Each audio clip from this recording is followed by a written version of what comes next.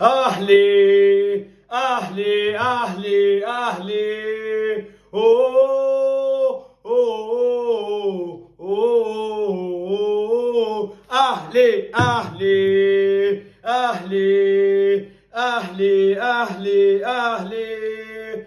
اوه اوه اوه اهلي. انا جامد والله، انا جامد. 1-1 بنتراهن انا واخويا، قال لي 2-1 ان شاء الله للاهلي. قلت له لا، النتيجه 1-1، النتيجه هتخلص 1-1 والله. قبل الماتش ما يبتدي، ما فيش ب10 دقايق قلت له انا ما كتبتش حاجه، ما فيش اعصاب والله، ما في اعصاب. ما كانش ينفع فريق زي ده يكسبني لثالث مره، ما كانش ينفع. يعني هو لو بيكسب كوره هنقول ماشي يا عم يكسب مش مشكله، انما احنا شايفين اداء الحكم عامل ازاي، شايفين الاجواء دايره ازاي، الجماهير والاجواء مش اجواء كوره. انا قلتها قبل كده، الاجواء في المغرب مش هتبقى كوره، بالذات مع الفريق النجس ده. الاجواء مش هتبقى كوره. انت هناك مش رايح تلعب، انت راح تحارب هناك اتحاد افريقي، راح تحارب تحكيم، راح تحارب الوداد، راح تحارب جماهير، راح تحارب كل حاجه هناك. مش هتلعب كوره. ربنا ما بيرضاش بالظلم والله ربنا ما بيرضى بالظلم. ما كانش ينفع فريق زي ده يفوز عليا. لعبني كوره، انا نفسي تكسبني كوره. فكك بقى من اجواء الارهاب والشماريخ، وانت ادائك بان لما لعبتك من غير جمهور. فاكر يالا من 3 سنين؟ فاكر ادائك ظهر ازاي من غير جمهور ومن غير لا مؤاخذه تعريض وتطبيل؟ هو ده تمامكم والله، هو ده تمامكم. قدام الاهلي انت قد كده. عشان تكسب الاهلي في بطوله يا بمساعدات تحكيم واتحاد افريقي والاتحاد المغربي وبكل حاجه في القاره تبقى ضد الاهلي عشان تقدر ان انت تكسب. انما غير كده والله انت قزم قدام الاهلي، قزم قدام الاهلي. انت تاريخك ايه؟ تاريخك ايه؟ 3 بطولات، ال3 حرام، ال3 حرام وبأدلة وببراهين، ويعني حاجه احنا شفناها وعشناها. سواء بطولتك السنه اللي فاتت لما طبطبوا عليك وجابوها المغرب، سواء بطولتك قبل كده 2017 على حسابي برضه بالتحكيم. بكاري جسامه، نسيب بكاري جسامه ومتعب.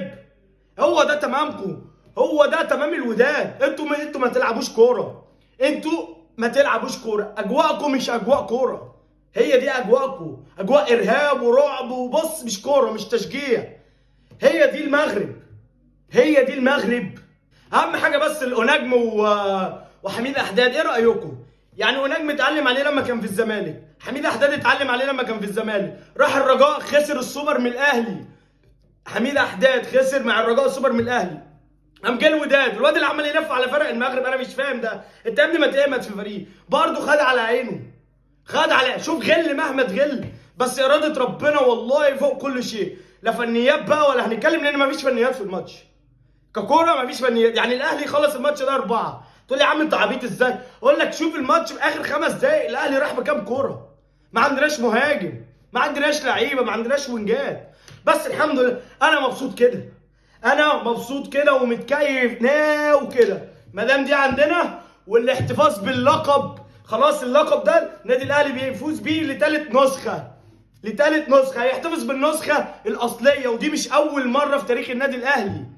احتفظ بكاس الكؤوس لما فاز بيها 84 و85 و86. احتفظ بدوري ابطال افريقيا لما فاز بيه 2001 و2005 و6. احتفظ بدوري ابطال افريقيا تاني لما فاز بيه 8 و12 و13. احتفظ بالسوبر الافريقي لما فاز بيه 2002 و2006 و2007. احتفظ بالسوبر الافريقي تاني لما فاز بيه 2012 2009 و2012 و2013. والنهارده بيحتفظ باللقب. الاحتفاظ بالكاس الاصليه للنادي الاهلي حاجه ما يعملهاش غير النادي الاهلي. خلاص نكلم الاتحاد الافريقي يعمل لنا نسخه جديده وكاس جديده علشان نبتدي نعد من اول وجديد. وانسوا النسخ اللي انتوا خدتوها، سواء الترجي سواء الوداد، لان هم الفريقين اللي كانوا اقرب للنادي الاهلي ان هم يحتفظوا باللقب. لان الترجي معاه لقبين والوداد معاه لقبين، وكلنا عارفين اللقبين دول جايين ازاي. الف الف الف الف مليون مبروك للنادي الاهلي وجماهيره، فرحه ما تتوصفش. ويا رب ما تقطع لنا عاده. سلام.